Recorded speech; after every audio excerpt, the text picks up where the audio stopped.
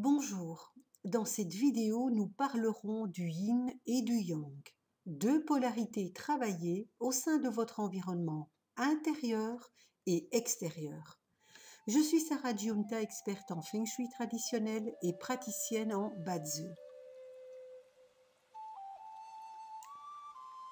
Ce symbole populaire est nommé Tai Chi. La partie blanche est appelée Yang, tandis que la partie noire représente le Yin. La partie optimale du Yang se situe au sommet du diagramme, correspondant au sud, tandis que la partie ronde du Yin se situe en bas du diagramme, correspondant au nord, là où la polarité Yang redémarre. Le point noir dans la partie Yang signifie que le Yin est contenu dans celle-ci, et le point blanc situé dans la partie Yin signifie que le Yang est aussi contenu dans le Yin.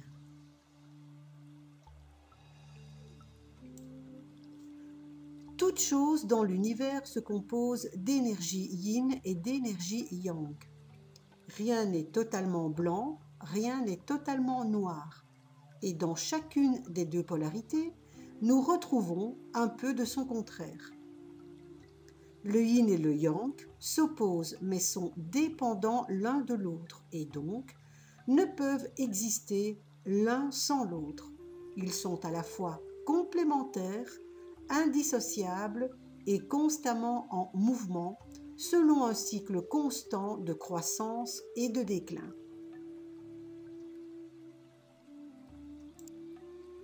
Cette énergie correspond au cycle des saisons, comme l'automne et l'hiver qui seront de polarité yin, et le printemps et l'été qui seront d'énergie yang, mais aussi de la journée, comme le matin et le midi qui seront yang, tandis que le soir et la nuit seront, eux, de polarité yin.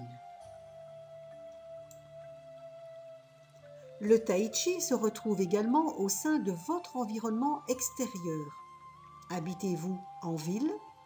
Dans ce cas, votre environnement sera plutôt yang. Dans le cas où vous habiteriez à la campagne, votre région sera plutôt de polarité yin. En Feng Shui traditionnel, une maison trop yang paraîtra trop stressante, tandis qu'une maison trop yin sera, elle, trop calme, voire même dépressif.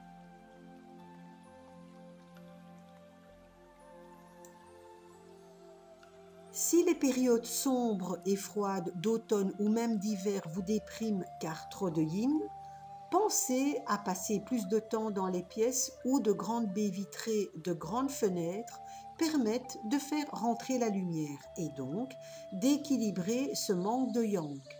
Mais également, entourez-vous de formes rondes, rectangles ou même à angles.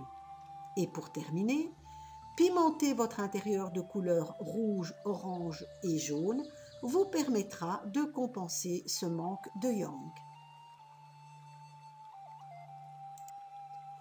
Suite à mes diverses vidéos, nous savons maintenant que la porte d'entrée de tout immeuble, privé ou professionnel, est le facteur nous permettant de faire l'analyse de celui-ci.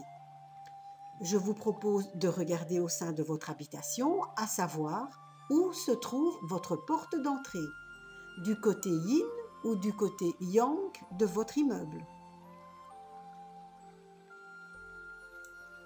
En astrologie chinoise, qu'on nommera Bazi, on tient compte de la notion de l'espace et du temps, mais également de la notion de la terre et du ciel.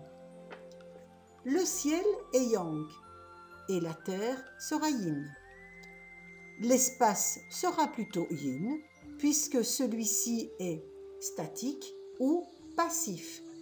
Et le temps sera yang puisque plus actif ou dynamique.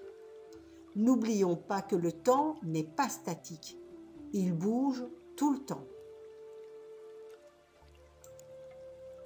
Pour une personne masculine, celle-ci sera yang, et pour une personne féminine, il sera question de la polarité yin. Plusieurs interprétations peuvent être associées au yin et au yang. Le soleil est associé au yang comme l'homme et le père, et la lune sera associée au yin comme la femme et la mère. Au niveau de la santé, le yang signifie des problèmes externes comme les accidents, les coupures ou blessures, tandis que le yin signifiera plutôt les problèmes internes comme les maladies au niveau des organes ou des os. Au niveau du développement personnel, les activités considérées comme physiques seront de polarité yang, comme les activités sportives ou faire des rencontres, tandis que celles dites internes concerneront plutôt les activités d'épanouissement intérieur, comme par exemple la méditation, étudier, etc. Au niveau sportif, et pour faire simple, je dirais que tout ce qui est actif, rapide et bruyant sera yang, comme les sports de combat, d'équipe, de force, de résistance ou de rapidité. Par contre, tout ce qui est passif, lent et calme seront plutôt de polarité yin. Je pense donc au yoga, au tai chi, à la méditation, au sport très lent, d'endurance et qui dure dans le temps.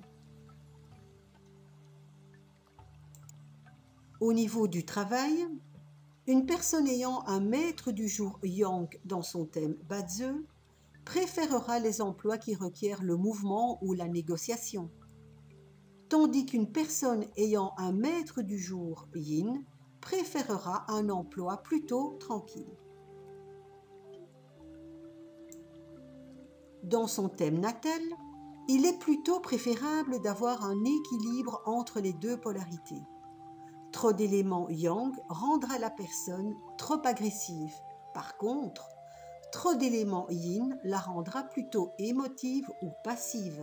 De plus, durant les périodes difficiles de la vie, la personne pourrait être plus vulnérable aux émotions. Il faudra donc, durant ces périodes de fragilité, rechercher de l'aide au risque de vivre de grandes périodes de morosité, pouvant aller jusqu'à la dépression.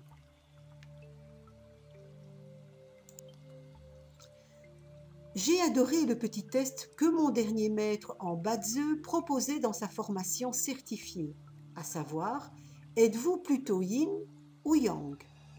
Parfois nous sommes un peu des deux. Dans ce cas, nous pouvons espérer avoir une personnalité équilibrée.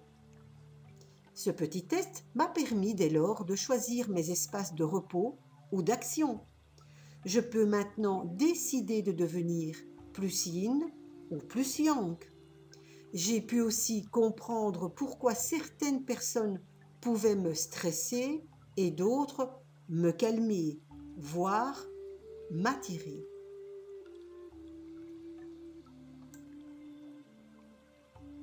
Lorsque vous êtes raisonnablement yang, vous êtes pleine de confiance. Vous savez provoquer des événements. Cependant, si vous devenez trop yang, vous risquez de vous montrer plus agressif, autoritaire, allant jusqu'à la frustration.